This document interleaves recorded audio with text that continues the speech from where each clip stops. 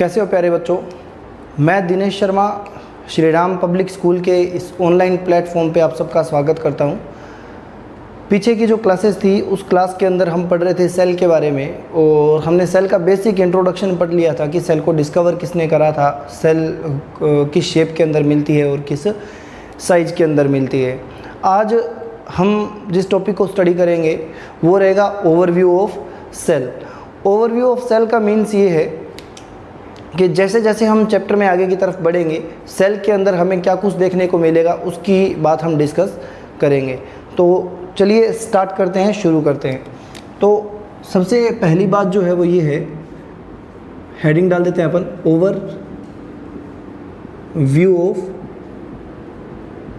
Cell. Overview of cell की अगर हम बात करें तो एक सेल के अंदर जैसे ही हम सेल के स्ट्रक्चर को देखेंगे, एक सेल में सबसे पहले हमें देखने को मिलेगा साइटोप्लाज्म।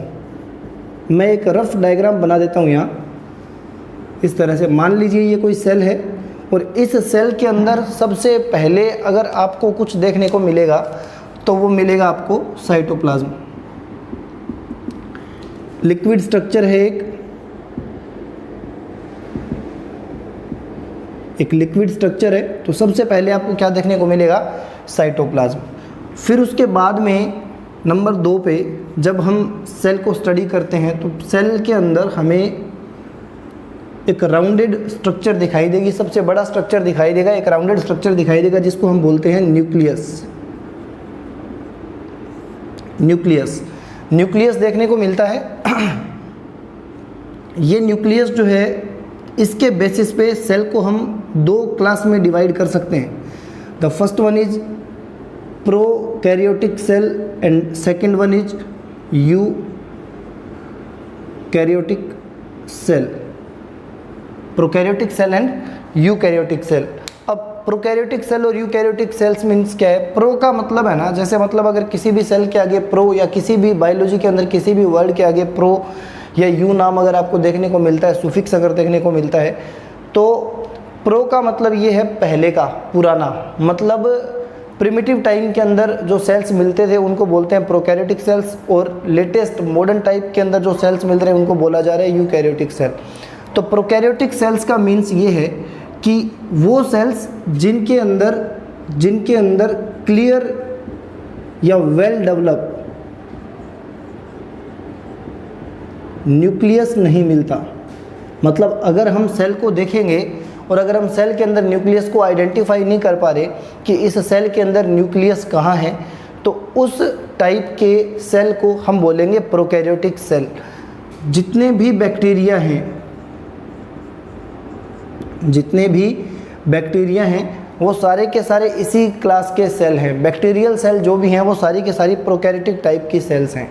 फिर उसके बाद में अगर हम बात करें यूकैरियोटिक सेल, तो प्रोकैरियोटिक सेल के कंपैरिजन के अंदर इन सेल्स के अंदर clear and well develop nucleus मिलेगा। क्लियर न्यूक्लियस का मीन्स ये है कि सेल को अगर हम देखेंगे तो मतलब सेल के ऊपर एक कवरिंग मिलेगी, न्यूक्लियस के ऊपर एक कवरिंग मिलेगी, और इसके बीच में यहाँ आपको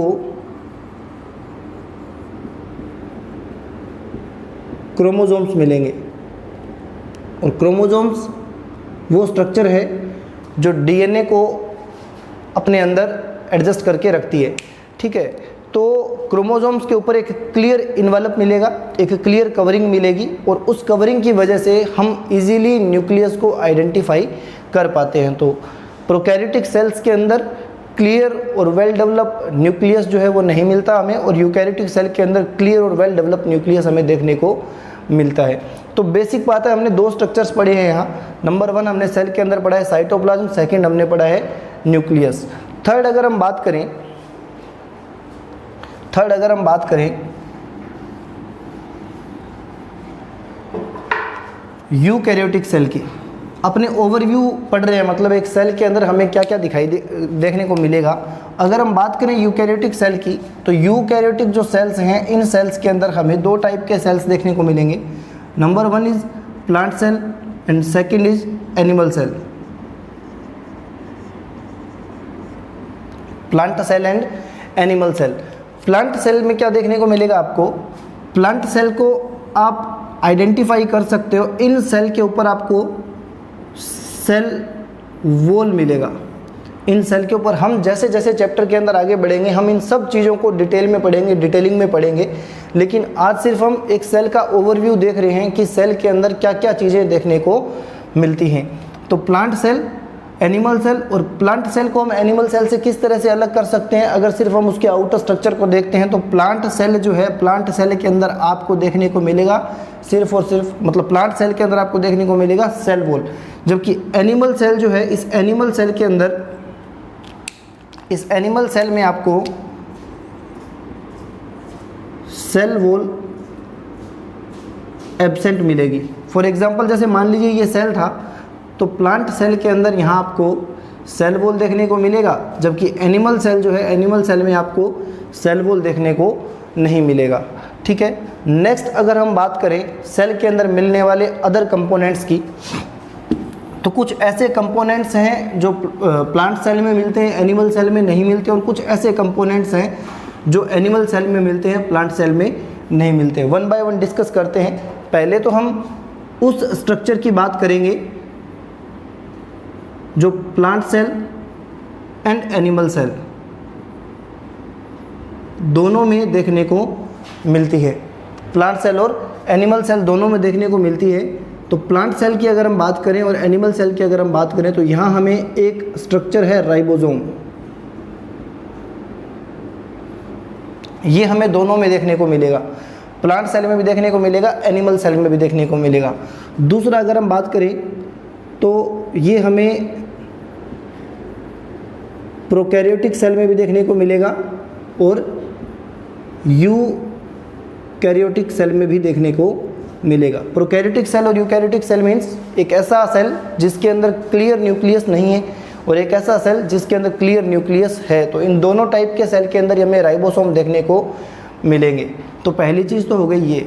दूसरा अगर हम बात करें इस रेफरेंस को लेकर के, प्रोकैरियोटिक और यूकैरियोटिक सेल को लेकर के, तो यूकैरियोटिक सेल के अंदर जितने भी ऑर्गेनेल्स मिलने वाले हैं, यानी कि जितने भी कंपोनेंट्स मिलने वाले हैं इस सेल के, वो सब जो है कवर्ड होंगे। वो सब कैसे होंगे? कवर्ड होंगे, मेम्ब्रेन बाउंड होंगे। मतलब जितने भी ऑर्गेनेल्स का मतलब एक सेल के अंदर मिलने वाले उसके कंपोनेंट्स, तो जितने भी कंपोनेंट्स या ऑर्गेनेल्स होंगे वो सब मेम्ब्रेन से कवर्ड होंगे।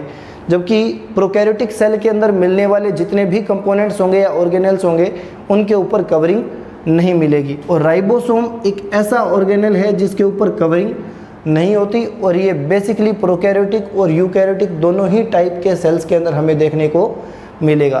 फिर अगर हम बात करें सेंट्रियोल, सेंट्रोसोम लिख देते हैं यहाँ, सेंट्रोसोम प्लांट सेल में आपको एब्सेंट मिलेगा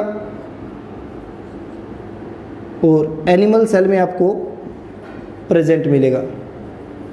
ठीक है, सेल डिवीज़न के टाइम पे ये स्ट्रक्चर जो है ये काम आती है।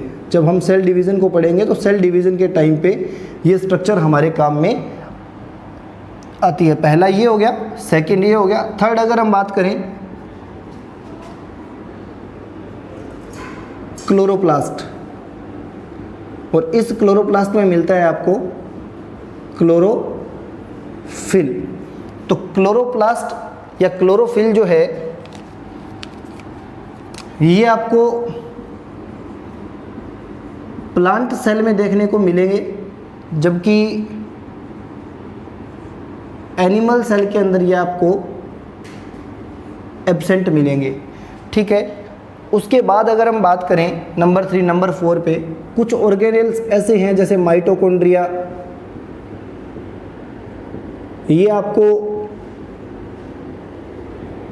प्लांट सेल में भी देखने को मिलेगा और ये आपको एनिमल सेल में भी देखने को मिलेगा। उसके अलावा 5th नंबर पे एंडोप्लाज्मिक